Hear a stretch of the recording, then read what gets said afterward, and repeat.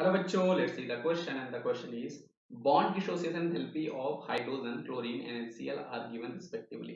मतलब bond dissociation enthalpy जो है वो हाइड्रोजन, क्लोरीन और HCl की हमारे पास क्वेश्चन में गिवन है बेटा। हमें यहाँ पर करना क्या है, enthalpy of formation of HCl हमें निकालना है।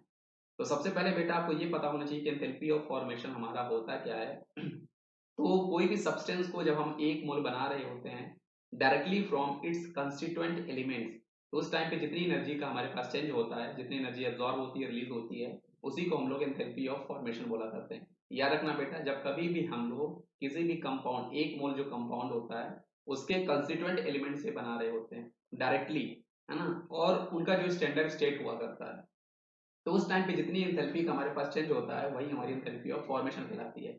इसका कहने का मतलब क्या हुआ, हमें एंथैल्पी ऑफ फॉर्मेशन HCl का पता लगाना है।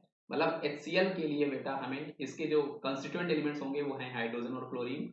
तो एक्चुअल में बेटा जब आपका हाइड्रोजन और क्लोरीन आपको रिएक्शन करेंगे तो वो हमें देंगे HCl।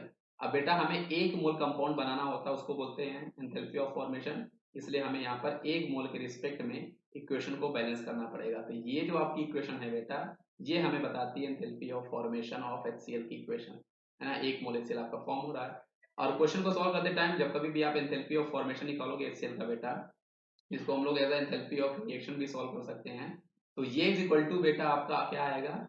मतलब जब कभी भी क्वेश्चन में आपके पास बॉन्ड डिसोसिएशन एंथैल्पी गिवन हो या बॉन्ड एनर्जी गिवन होती है बेटा, तो हम क्या करते हैं, summation of bond energy of reactant minus summation of bond energy of product, हम लोग ये फॉर्मूला यहाँ पर यूज किया करते हैं।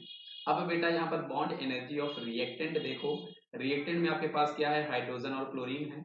तो यहाँ पर हाइड्रोजन और क्लोरीन लिखोगे, साथ ही साथ बेटा ये आपके हाफ मोल है। मतलब हम लोग यहाँ पर हाफ मोल यूज कर रहे होंगे बेटा, किसका, हाइड्रोजन का, है ना। तो हाइड्रोजन का हमारे पास कितना है बेटा, आपका हाफ मोल हमने कॉमन ले लिया, दोनों में हाफ है, तो हाइड्रोजन का हमारे पास कितना है बेटा 434 है, प्लस क्लोरीन का आपके पास गिवन है बेटा 242, है ना, half mole, minus bond energy of product. Product आपके पास यहाँ पर बेटा HCl है, और HCl की बॉन्ड एनर्जी जो है आपकी कितनी गिवन है बेटा 431, सो माइनस 431 आपका हो जाएगा। और ये यूनिट जो है बेटा वो आपकी किलो जूल पर मोल में आने वाली है।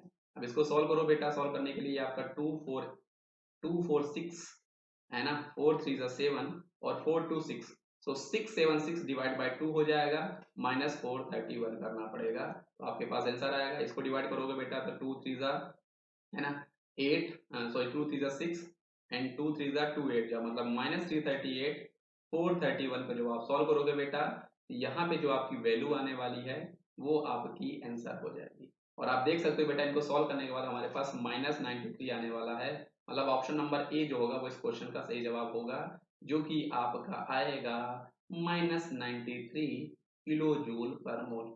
इस क्वेश्चन का सही जवाब हमारे पास ऑप्शन नंबर ए है बच्चों। तो आई होप आपको ये कॉन्सेप्ट समझ में आया होगा बेटा। बस ध्यान रखना बेटा, एंथैल्पी ऑफ फॉर्मेशन आपका होता क्या है, जब कभी भी हम किसी भी कंपाउंड को उसके डायरेक्टली कंस्टिट्यूएंट एलिमेंट से बना रहे होते हैं, उनके स्टैंडर्ड स्टेट से एक मोल, तो जितनी एंथैल्पी का चेंज होता है उसको बोलते हैं। इसलिए आपको ये बैलेंस करना यहाँ पर आना चाहिए था। थैंक यू बच्चों।